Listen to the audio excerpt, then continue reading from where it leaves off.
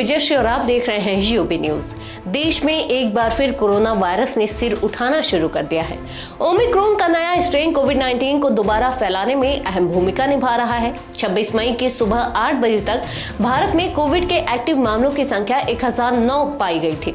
ये आंकड़ा सिर्फ एक बीमारी का नहीं बल्कि हमारी लापरवाही का भी सबूत है। स्वास्थ्य मंत्रालय के मुताबिक 19 मई के बाद से अब तक 752 नए मरीज सामने आए हैं। इस दौरान 305 मरीज ठीक हुए हैं, लेकिन 7 लोगों की जान भी चली गई है। सबसे ज्यादा केस केरल, महाराष्ट्र, दिल्ली और गुजरात से सामने आ रहे हैं।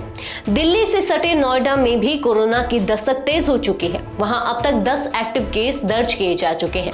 नोएडा में हालात की बात करें तो नोएडा में पहला मामला सोमवार को सामने आया, जब एक 55 वर्षीय महिला कोरोना पॉजिटिव पाई गई।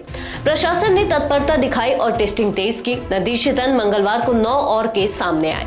सभी मरीज होम आइसोलेशन में है। प्रशासन का कहना है कि घबराने की जरूरत नहीं है, लेकिन एहतियात जरूरी है। वेरिएंट्स की बात करें तो भारत में अभी तक 3 वेरिएंट्स सक्रिय हैं। WHO और भारतीय एजेंसियां इन पर नजर बनाए हुए हैं। फिलहाल ये वेरिएंट ज्यादा संक्रामक तो हैं, लेकिन घातक नहीं माने जा रहे।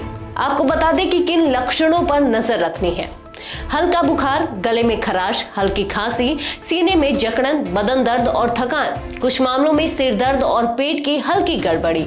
अब कोविड के लक्षण फ्लू जैसे ही हो चुके हैं और पहले की तरह स्वाद या गंध का जाना अब कम ही देखा जा रहा है। सभी मरीज घर पर 3 से 5 दिन में ठीक हो जा रहे हैं। केवल गंभीर मरीजों को ही अस्पताल जाने की जरूरत पड़ रही है। कोविड आखिर क्यों बढ़ रहा है? दरअसल अब कोविड-19 अन्य मौसमी वायरस की तरह व्यवहार कर रहा है। पहले वैक्सीन से बनी हर्ड इम्यूनिटी अब धीरे धीरे कम हो रही है। कई लोगों ने बूस्टर डोज नहीं ली है। इसके अलावा छोटे बच्चे जिन्हें वैक्सीन नहीं लगी अब संक्रमण की चपेट में आ सकते हैं। क्या फिर से वैक्सीन जरूरी है? मौजूदा वैक्सीन गंभीर बीमारी से तो बचा सकती है, लेकिन हल्के संक्रमण को पूरी तरह नहीं रोक सकती। इसलिए बूस्टर डोज की अभी कोई सख्त सिफारिश नहीं है, लेकिन 60 साल से ऊपर के बुजुर्ग, गंभीर बीमारियों वाले और स्वास्थ्य कर्मियों को प्राथमिकता दी जा सकती है। क्या करें, क्या ना करें? भीड़ भाड़ वाली जगहों से बचें, मास्क पहने, हाथों को बार बार धोएं, इम्यूनिटी बूस्टर खाएं, बीमार हो तो खुद को आइसोलेट करें, डॉक्टर की सलाह जरूर लें।